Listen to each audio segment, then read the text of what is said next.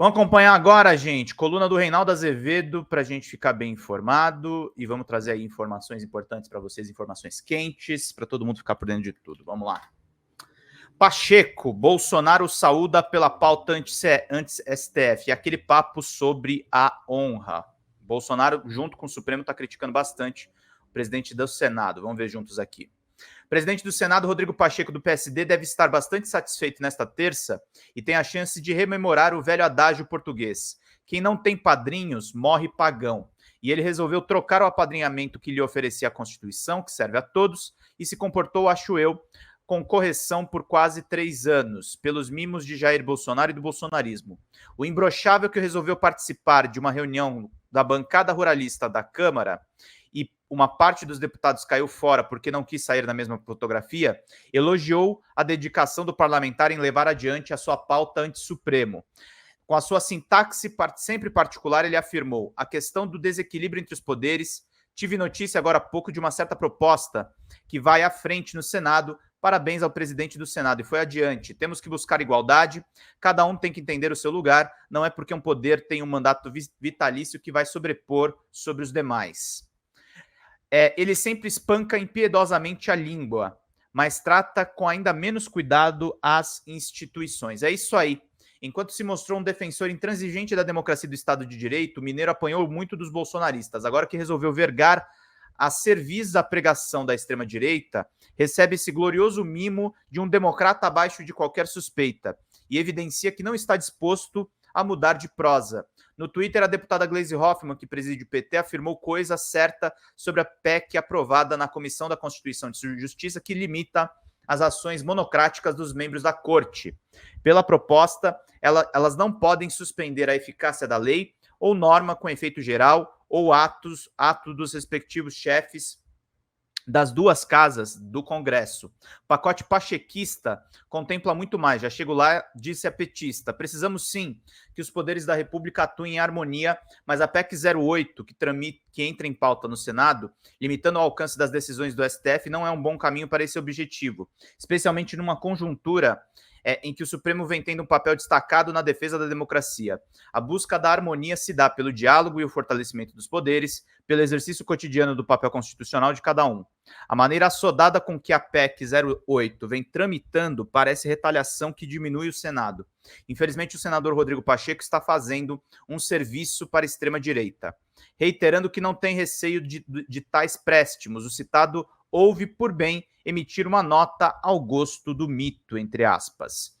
Tentar rotular a proposta legislativa como de direita ou esquerda para desqualificá-la, além de simplista, é um erro. Esse é o grande mal recente da história nacional que venho combatendo, pois esse tipo de argumento retroalimenta a polarização que só interessa a alguns, os extremistas. Quem mesmo está servindo aos extremistas, para começo de conversa, o autor da resposta, que é um advogado, sabe que está incentivando o andamento de um troço que é inconstitucional e que não passaria pelo crivo do próprio tribunal, o que só alimentaria o ciclo do ódio. Ambições. Esse negócio de se juntar a um polo em nome do combate à polarização não cola. Essas ações destrambelhadas têm 2 objetivos conhecidos: conquistar os votos dos bolsonaristas para a recandidatura de Davi Alcolumbre à presidência do Senado e tentar achar algum lugar na direita e na extrema-direita para concorrer ao governo de Minas Gerais ou se recandidatar em 2026. Uma coisa e outra coisa não bastasse precoces, o que pode sugerir alguma motivação recôndita, seja ela como for. Se existir, boa coisa não é. O fato: a dupla está de olho nos 32 votos, o que agora o arqui-reacionário Rogério Marinho, do PL, teve na disputa passada para comandar a casa. Se não busca todos eles, alguns já deve ser do pré-candidato antecipado, que almeja a parcela que garanta ao parlamentar do Amapá a vitória. Se o pretendente consegue se viabilizar com apoio da oposição, fica mais fácil apresentar a conta ao governo. E o adversário do Alcolumbre vai ser o Renan Calheiros, tá, gente? Anotem que essa eleição do Senado vai ser isso aí. E não que Alcolumbre e o próprio Pacheco não sejam contemplados com ministérios. O primeiro tem o das comunicações, a integração, Valdez Góes, e o turismo, Celso Sabino, comunicações é Juscelino Filho. E o segundo, as minas e energia, Alexandre Silveira. Como ensinou Camões, não há amor de ninfa o bastante para o tamanho do gigante. Tentando negar que seja um ato de retaliação, O Bravo lembra na resposta a Glaze que a PEC é de 2021 e acrescentou: não há pressa e nem atropelo. Ela serve para aprimorar a justiça, cujas instâncias sempre foram por mim defendidas publicamente de juízes e ministros da justiça comum à justiça eleitoral. Só faltava termos um chefe do Poder Legislativo que atacasse abertamente a justiça, não é mesmo? De fato, o texto é de 2021, de autoria do lavajatista Oriovisto Guimarães, do Podemos, um dos membros do Agitprop contra a Corte, em companhia do inefável Sérgio Moro. Outro é o próprio Marinho. Aliás, este vive pegando carona na biografia do avô, o deputado Djalma Marinho, que morreu em 1981. Ele era afiliado ao Arena, partido que apoiava a ditadura, mas renunciou à presidência da CCJ, opondo-se à licença pedida pelos militares para processar o então deputado Márcio Moreira Alves. Citou Calderón de la Barca: ao rei tudo menos a honra. Que coisa! Prócer do regime, o primeiro Marinho teve a coragem de resistir à tirania numa ditadura. Já o segundo não teve receio de se aliar a um candidato a tirano numa democracia. Fiquemos então no universo da arte dramática, apelando à literatura política. Vamos pingar superchats, gente, para a gente manter a nossa live. Obrigado, Sandra Araújo, Diana Silva, todo mundo que está nos acompanhando. Ao tentar envergar as vestes do antepassado, o neto virou a farsa do avô. Com frequência, as convicções democráticas de certos valentes têm cedido aos apelos das trevas, entregam tudo e começam pela honra. Sigamos.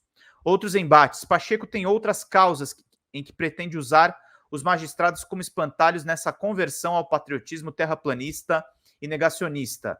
Resolveu patrocinar uma PEC que torna crime a posse de droga de qualquer uma e em qualquer quantidade.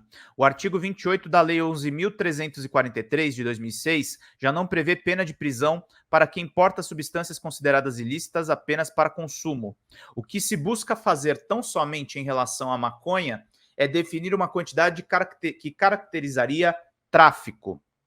As cadeias estão superlotadas de pretos e pobres que foram trancafiados porque flagrados com um cigarro de erva. Há um estudo sólido a respeito. Isso não é chute, isso não é mera opinião. Os brancos e endinheirados se livraram. Os pobres desgraçados vão disputar um lugar no inferno junto aos mais de 800 mil encarcerados. Mais da metade sem sentença com trânsito em julgado. E daí? Pachecão não quer saber. Afinal, o óbvio não faz soar o alarme que excita os demônios do reacionarismo que ele decidiu adular.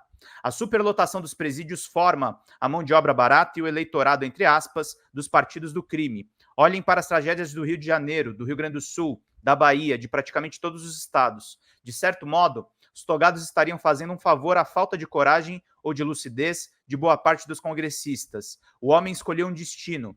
Resolveu ser doutor advogado que investe no obscurantismo. De resto, brancos endinheirados continuarão a não ir para a cadeia, pouco importando a droga ou a quantidade. Ademais, o crime organizado, que realmente cuida desse mercado, não está nos morros do Rio, nem na periferia das grandes cidades. Opera hoje por meio de laranjas nos mercados financeiro, imobiliário e de criptomoedas. A PEC do destemido não mexe com elas, porque o tráfico já rende cadeia, e, no entanto, quando se lê o que realmente vai embaixo das letras da sua diatribe, encontra-se lá: a Constituição considera crime que pretos e pobres portem qualquer droga em qualquer quantidade. Se querem leis iguais para todos, procurem debaixo dos viadutos, nos morros, nas periferias, nas cadeias, no inferno, enfim. Mandato, marco temporal e o que mais vier. O doutor resolveu também ser um entusiasta de mandato de ministros, outra tese abraçada pelos patriotas. O esforço de fundo, no fim das contas, é outro. Renato tá batendo forte no Pacheco, hein, gente? Trata-se da antessala para transformá-lo numa espécie de caixa de ressonância de alguns órgãos e lobbies. Da mesma sorte, com apoio não menos entusiasmado do nosso novo vanguardista do retrocesso, o Senado referendou o projeto de lei inconstitucional aprovado na Câmara que estabelece a promulgação da Constituição como a data de referência para a demarcação de terras indígenas. Lula vetou, o veto caberá de novo aos 11 deixar claro o que estabelece a Constituição. Então vamos meter outra PEC, ser igualmente constitucional. Direitos fundamentais são cláusulas pétreas e também dos indígenas. Só falta ao nosso Rui Barbosa às avessas, das alterosas, abraçar a tese do seu colega Hamilton Mourão, do Republicanos, que quer anistiar os golpistas. Não de todos os crimes, ele adverte, só nos casos da tentativa de golpe de Estado e de rompimento do Estado de Direito. Ah, bom. No dia 14, Pacheco, Gilmar Mendes e Roberto Barroso, decano e presidente do Supremo Tribunal Federal, respectivamente, participaram do primeiro Fórum da Esfera Internacional em Paris.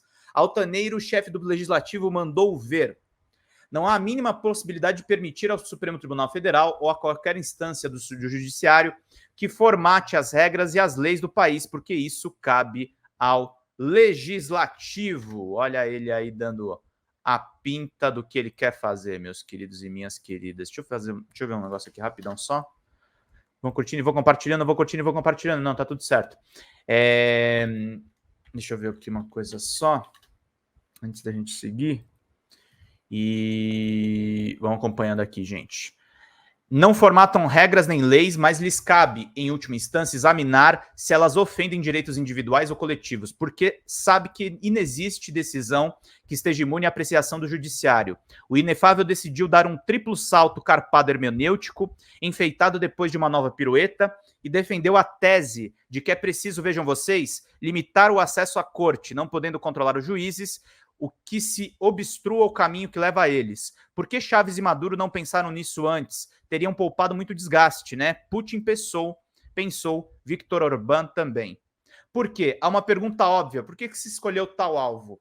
Passado o aluvião da crise e a tentativa de golpe, por que os ânimos supostamente reformistas, que são, na verdade, marcha para trás, se voltam contra os que garantem a ordem legal? Reproduz o que publicou a Folha de São Paulo, sobre a intervenção, então, de Mendes no tal seminário.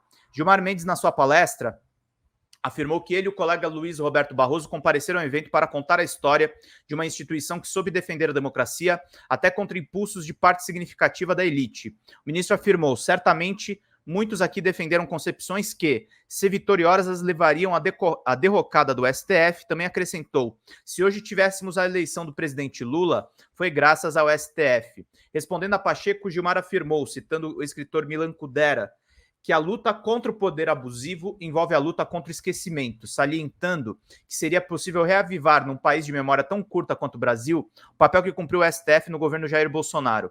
Gilmar disse que na gestão anterior, o Supremo atuou às vezes de forma quase isolada e criticou a redução a machadadas do ICMS antes das eleições de 2022, aprovada no Congresso. Também disse que havia assédio das Forças Armadas à Justiça Eleitoral. Para os ministros, os poderes não são insuscetíveis de reformas, mas elas precisam ser pensadas em termos globais, com discussão até de sistema de governos e emendas parlamentares. Nessa bagunça foi aprovado o orçamento secreto, né, gente? É uma loucura isso aí. Vamos pingar superchat, gente, vamos lá. Encerro, diz o Reinaldo. Depois de 4 anos de insanidades do 8 de janeiro, essa parte do Congresso convertido decidiu liderar e não quis voltar olhos para si mesmo. Também não olhou para os militares. Tampouco se encarregou de fazer um exame de consciência para saber quantas vezes condescendeu com um candidato a ditador. Os ódios se voltaram contra a instituição que impediu um bufão de 5ª categoria, que dobrou o legislativo de forma, como sabemos, e se tornasse imperador do reino dos mortos. E ainda assim, mais de 700 mil vidas se perderam. E depois coube ao tribunal salvar a democracia. E só por isso se pode fazer, por vontade e não por necessidade, um seminário em Paris sobre o Brasil.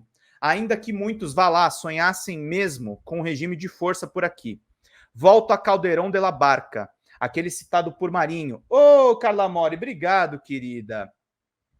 O Djalma avô, ao rei tudo menos a honra. E acrescento assim deve ser para que a desonra que felicita a poucos não seja desgraça que colhe a muitos. Como é corriqueiro nessas terras de milhões sem PEC, quase todos os pretos ou quase todos os pretos ou quase brancos, quase pretos de tão pobres. Ei, Pacheco, Bolsonaro lhe deu parabéns, porque são merecidos. Já estão na sua biografia. Que padrinho, hein? Não morre pagão.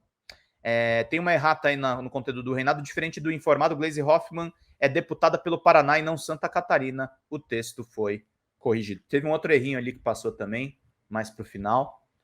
Mas excelente coluna do Reinaldo.